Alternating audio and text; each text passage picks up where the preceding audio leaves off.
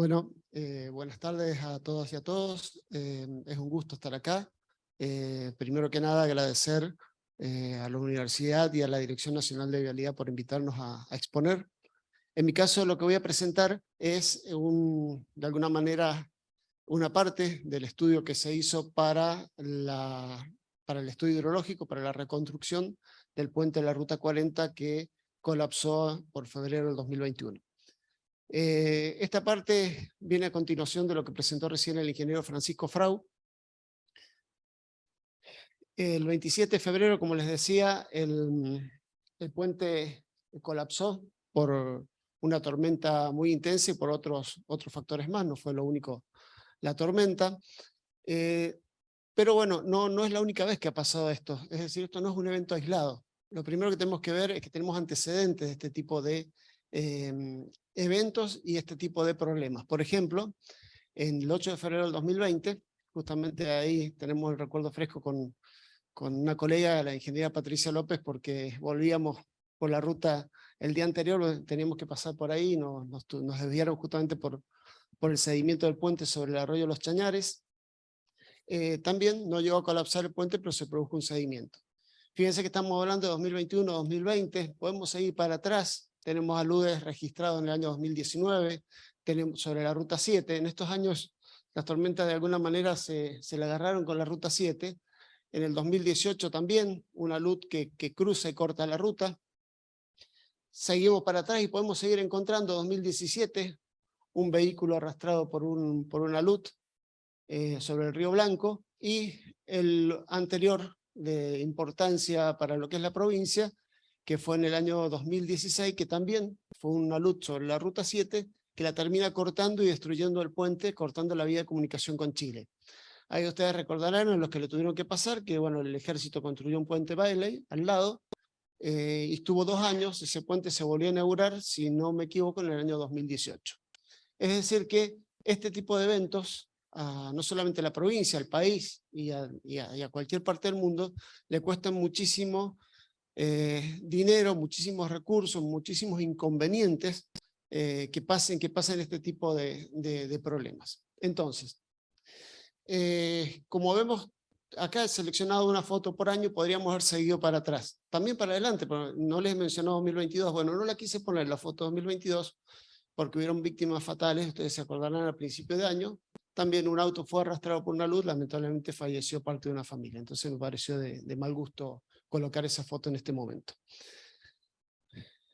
Bien, el objetivo general, siguiendo en línea lo que comentaba recién el ingeniero Frau, tenía que ver con generar herramientas que permitan tomar las mejores decisiones posibles. Y acá hay un punto importante, porque nosotros en esto trabajamos para el Instituto Nacional del Agua. Nosotros como instituto no es nuestro objetivo estar haciendo los estudios hidrológicos de cada uno de los puentes. Para eso la Dirección Nacional de Vialidad tiene gente sumamente experimentada, sumamente capacitada e idónea y muchísima más experiencia que nosotros. Es decir, que en ningún momento la idea era decir, bueno, nosotros venimos acá a hacer algo que no puede hacer otro organismo público con mucho más historia, incluso porque, si no me equivoco, ha cumplido 100 años hace poquito. En el 90 años hace poquito. Ya le estaba agregando 10 años más. Perdón, Guillermo. Bueno, nosotros en la Lina vamos a cumplir 50 el año próximo, o sea que tienen bastante más historia que nosotros, pero sí lo que podíamos aportar en este momento, en ese momento de la emergencia, esto fue, como les decía, en febrero del 2021, los primeros días de marzo ya estábamos en contacto con la gente de Vialidad, que realmente formamos un equipo muy interesante, nos pudimos asociar muy rápidamente y pudimos trabajar en conjunto, fue para disponerle todas las técnicas nuevas que teníamos, porque era una obra realmente de importancia, y bueno, de alguna manera tratar de hacer nuestro pequeño aporte, pero al mismo tiempo tratar de generar herramientas, porque nosotros como INA somos un instituto de investigación, lo que tenemos que generar son nuevas herramientas. Por supuesto, esas herramientas son mucho más fáciles de generar cuando uno lo hace sobre un caso concreto. Bien, hacer las cosas en el aire, por ahí es medio difícil. Bueno, teníamos un caso concreto, así que nos pusimos a trabajar y tratar de generar nuevas herramientas o perfeccionar o aplicar las que ya teníamos. Los objetivos particulares era realizar este estudio hidrológico, que ya lo comentaron recién, y además diseñar el sistema de alerta temprana para tratar de detectar precipitación. Y la primera pregunta que nos vamos a hacer es, ¿necesitamos un sistema de alerta? Porque ¿qué podríamos pensar? Si hacemos el estudio hidrológico bien, el puente no se lo tiene que llevar el agua. ¿Para qué queremos un sistema de alerta? ¿Que estamos pensando que se va a romper el puente en algún momento? Bueno, esa es una pregunta, digamos, interesante, y uno podría decir, bueno, no, si yo lo hago bien el cálculo, como les digo, no tenemos más problemas. Pero recién lo vimos, y yo acá algo les voy a mostrar enseguida una imagen, que vamos a retomar el tema y vamos a ver por qué es necesario considerar en algunos casos sistemas de alerta temprana. Bien, este es el puente sobre el arroyo de los Pozos. Si ustedes se fijan, esta es una imagen del año 2020, esta es una imagen del año 2021, después de la caída del puente, es la misma zona. ¿Qué podemos observar? Antes de la caída del puente, uno cuando observa ahí la imagen dice, ¿qué es eso que hay? Cuando lo ampliamos, ¿qué vemos? Cubierta. ¿Qué pasa? Si ustedes empiezan a buscar las imágenes satelitales más viejas, van a encontrar máquinas que están sacando material, máquinas que están moviendo, máquinas que están haciendo distintas tareas muy cerca de lo que es los soportes del puente. Bien, después, esto que obviamente no me voy a detener porque son las mismas imágenes que presentó recién Frau, que tenían que ver con la duplicación del área de la cuenca. Es decir, esta era la cuenca original, probablemente, ¿sí? Si alguien hizo el cálculo hace algunos años atrás, lo hubiera hecho con esta cuenca, y por la construcción acá de un terraplén que termina generando un canal y derivando todo esto, como bien explicaron recién, derivando todos estos caudales que tienen pendiente hacia allá, que irían hacia otro, a pasar por debajo de otro puente o de alguna alcantarilla, terminan desviándose y aportando al puente. ¿Qué quiere decir? ¿Esto puede volver a pasar? Y tal vez en este caso del puente este sobre el arroyo de los Pozos es un poquito más difícil porque ya tendría que construir un terraplén, no sé, por acá de protección para que derivara los caudales. Pero esto no es un trabajo único el que hemos hecho, esto es un trabajo con la idea de generar una metodología como para que se pueda hacer el día de mañana, y que si en algún otro lugar pasa esto, que se duplica la cuenca, o prácticamente se duplica la cuenca, que hacia grandes rasgos le puedo decir que se duplican también los caudales que pasan ante la misma precipitación, no es exactamente el doble, pero no importa, ¿sí? Se incrementan significativamente, bueno, tengamos un sistema de alerta que nos permita, ¿sí?, detectar de alguna manera esa situación que está pasando. Bueno, ¿cómo son las tormentas convectivas? La ingeniera Patricia López esta mañana, o cerca del mediodía, habló de las tormentas. Yo voy a obviar la parte de ecuaciones porque ya lo desarrolló muy bien. Les voy a mostrar esta foto. Esta foto tiene una historia, ¿sí? Esta foto, tuve mucha suerte para poder sacarla. Nos estábamos viajando en avión hacia La Rioja. En realidad teníamos que llegar, hasta Catamarca, pero fue en el año 2017, el 2 de abril, cuando una tormenta muy grande cortó los accesos al aeropuerto de Catamarca. Entonces nos bajaron y dijeron se tienen que quedar en La Rioja. Fue así de fácil. Cuando estamos llegando con el avión, fíjense que esto está sacado desde la ventanilla del avión, me llama la atención esto que veo, porque estamos por llegar, y veo esto, que es el desarrollo de la tormenta, el cúmulo hacia arriba. Realmente era impresionante. Y había otro más chiquito, un poquito más adelante. Entonces, claro, cuando el avión se mete en estas nubes, uno los pierde de vista. Pero cuando termina de bajar, está bien, uno no tiene mucho sentido de las distancias en ese lugar y del espacio, pierde la orientación espacial cuando va en un avión y va pasando por un sistema de nubes.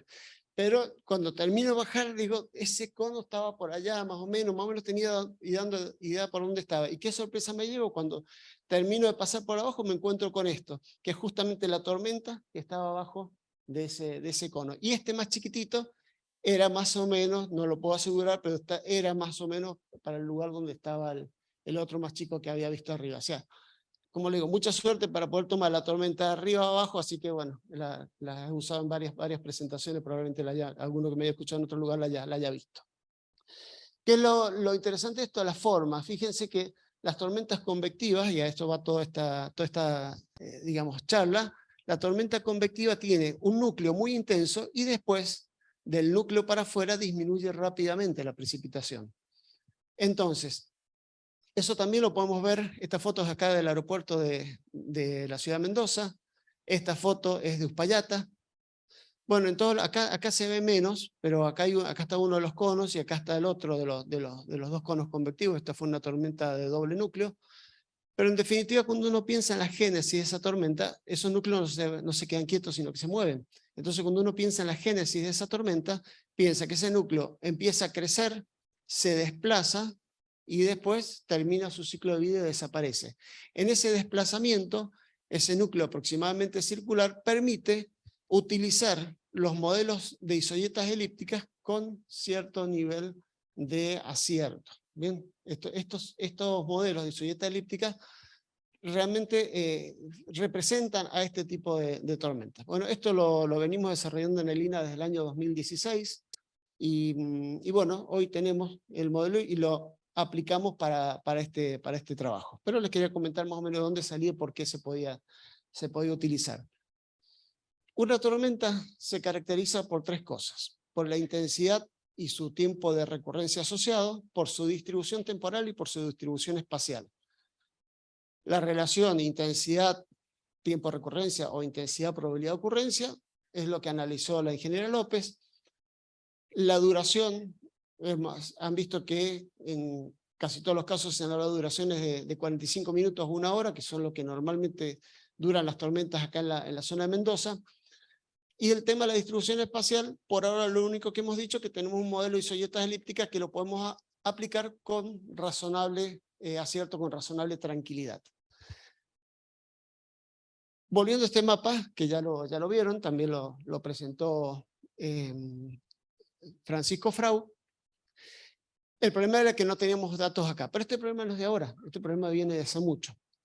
Estos datos que tenemos en la zona del Gran Mendoza en el Piedemonte son los de la red del INA. El INA tiene entre 20 y 25 pluviómetros, eso depende de la época del año y otras cuestiones más, pero son más de 20 pluviómetros en la zona del Piedemonte que registran precipitación en tiempo real. Con esos datos se construyeron las curvas IDF que están disponibles del INA.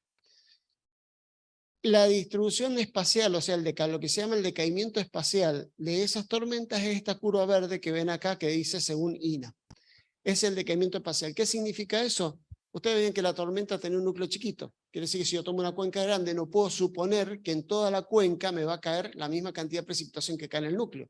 Sería irreal y estaría sobredimensionando los cálculos que hago. Entonces, lo que se considera es un valor único, un valor medio de precipitación en toda la cuenca, y cuando uno tiene una cuenca de grandes dimensiones, de áreas grandes, tiene esta forma simplificada que está sacada del estudio de la red de pluviómetros del INA, en donde si uno tiene un área de cuenca de 200 kilómetros cuadrados, viene, sube hasta la lineecita verde y sabe que tiene que tomar el 40% de la precipitación que uno espera en el núcleo. Es decir, uno le va a aplicar a la cuenca una lámina única que va a ser un 40% de la precipitación del núcleo. Bueno, cuando estudiamos para el problema de San Rafael, en la zona de San Rafael tuvimos que estudiar hace algunos años atrás la zona digamos, cercana acá a San Rafael, en la zona aproximadamente 25 de mayo, que hay muchos pluviómetros, y nos encontramos que el decaimiento espacial ni se parecía a esto, sino que era mucho menor y que son estas curvas que representan acá. No le voy a entrar en detalle en ese estudio, pero lo que sí podemos decir que son muy diferentes las distribuciones espaciales en la zona sur que en la zona del Piedemonte de Mendoza. Entonces, acá estamos al medio, nos queda la incertidumbre. Bueno, ¿y ahí cómo son la distribución? ¿Son más parecidas a las de Mendoza o son más parecidas a las de San Rafael? Como no tenemos datos para poder ajustarlas, bueno, teníamos que tomar una determinación. Bien, entonces, ¿qué hicimos?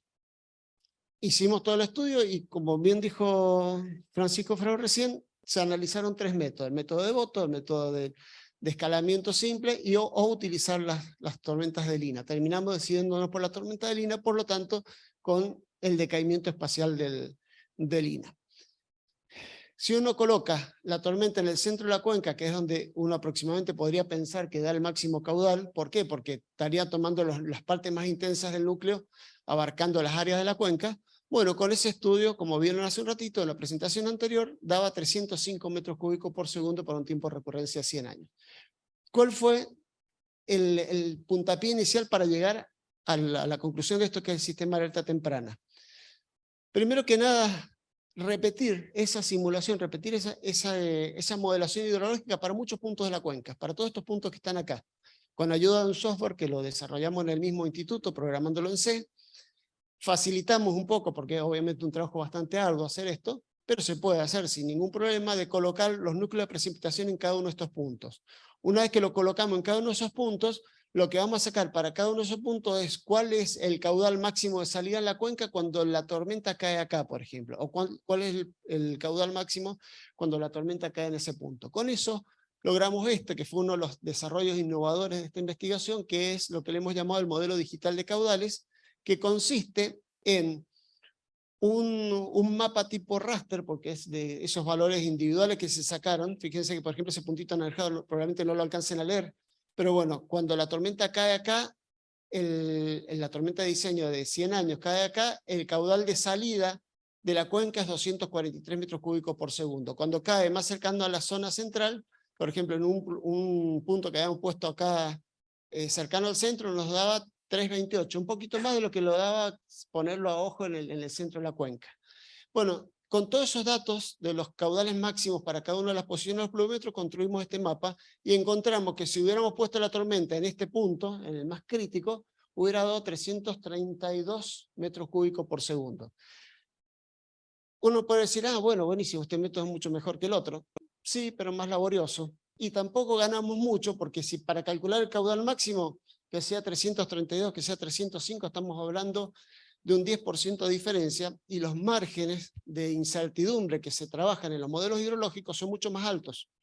La escuchamos a la ingeniera Patricia López hablar de más o menos 30%, en algún caso en algún análisis que se hizo. Entonces no tiene sentido hacer todo esto para ganar un 10% de precisión. Lo que sí es válido esto si uno replicamos este mismo trabajo, pero para 200 años, tiempo de recurrencia 200 años, nos encontramos con un mapa similar. ¿Pero qué encontramos? Que si una tormenta, tiempo de recurrencia 200 años, y acá vienen las cosas más importantes, cae por acá, por ejemplo, sobre esta línea que dice 225, resulta ser que por más que sea una tormenta más grande que la de diseño del puente, al caer fuera o lejos del centro, genera un caudal de salida más chico, 225 metros cúbicos por segundo en vez de 305. Quiere decir que no importa si la tormenta de 200 años cae acá. Quiere decir que si yo voy a diseñar un sistema de alerta temprana, a mí no, si voy a vigilar, por ejemplo, tormenta de 200 años de tiempo de recurrencia, no me importa vigilar acá, porque si acá no me interesa. El caudal que genera es menor que el de diseño del puente.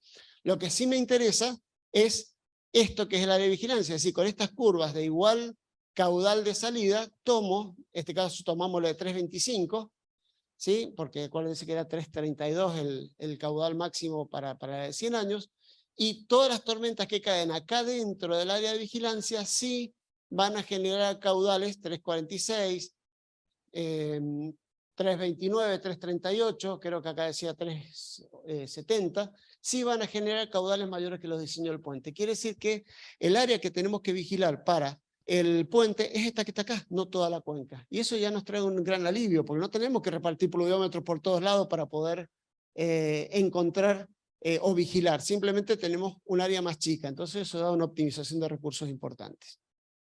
Bueno, el sistema de alerta temprana va a consistir en colocar pluviómetros en esta zona para poder tratar de encontrar o de detectar tormentas de mayor tiempo de recurrencia, que podrían ser producto de alguna alteración o un cambio, o productos del cambio climático.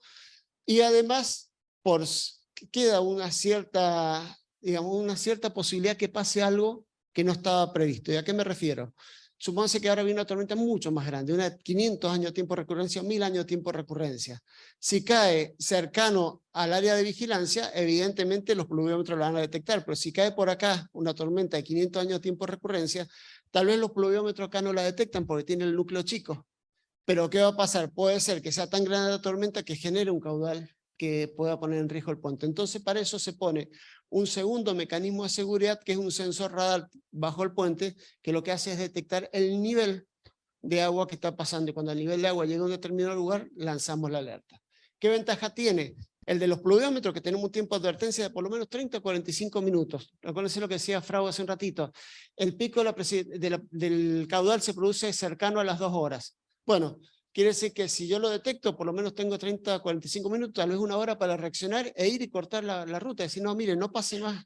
O poner un semáforo, alguna señalética para decir, por acá no pasen porque está produciéndose una tormenta que está superando la de diseño. Sin embargo, con algunas excepciones, como le digo, que si cae alguna tormenta muy rara en los alrededores podría tener excepciones. Y el otro, el sensor de radar bajo el puente, tiene la ventaja que detecta todos los eventos, cuando llega a un determinado nivel detecta, pero ¿cuál es el problema? No tenemos tiempo de advertencia. Cuando detecta el sensor radar bajo el puente, lo que ya tenemos es agua pasando por debajo del puente. Bueno, ya para ir terminando, esto es lo último, esto se los quiero mostrar cómo optimizamos la cantidad de pluviómetros que hacía falta. Hicimos un análisis que no quiero entrar en detalle, pero el que lo quiera ver se lo podemos mostrar después. Lo que logramos era ver que con un pluviómetro el área de vigilancia quedaba muy sobreestimada, porque el pluviómetro en definitiva va a detectar un área circular, o sea, podía haber tormentas en áreas que estuvieran fuera del área de vigilancia que las detectara como peligrosas. 2 pluviómetros, ¿sí? Eran lo ideal, ya 3 no se ganaba mucho, entonces se terminaron diseñando el sistema alerta con 2 pluviómetros dentro del área de vigilancia, se colocaron las posiciones y los límites que tenían que detectarse el pluviómetro. Resultados del trabajo, los resultados fue el estudio hidrológico, que utilizamos todas las técnicas que teníamos disponibles, el caudal de diseño del punto crítico, si bien como le digo no es demasiado importante porque el estudio tradicional de colocar la tormenta en el medio de la cuenca da buenos resultados, y el diseño del sistema de alerta optimizado, es decir, no poner sensores a lo loco, sino ubicarlo científicamente en el mejor lugar posible. Y las conclusiones de la investigación, que como le digo, nosotros como INA no nos tenemos que olvidar que somos un centro de investigación, es el desarrollo de esa nueva herramienta que es el modelo digital de caudales, que es innovador, el concepto nuevo del área de vigilancia que también salió de este trabajo, la nueva metodología de trabajo, y además, en forma adicional, si se colocan esos pluviómetros en esa zona, vamos a empezar a tener datos en un lugar donde actualmente no tenemos datos. Bueno, eso era todo lo que quería mostrar, quedo abierto a preguntas y muchísimas gracias por la atención. El aplauso bien fuerte para el ingeniero Jorge Bonilla.